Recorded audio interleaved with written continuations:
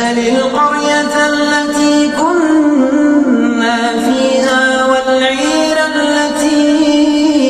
أقبلنا فيها وإنا لصادقون قال بل سولت لكم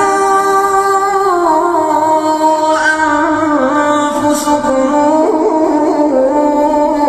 أمرا فصبر جميل عسى الله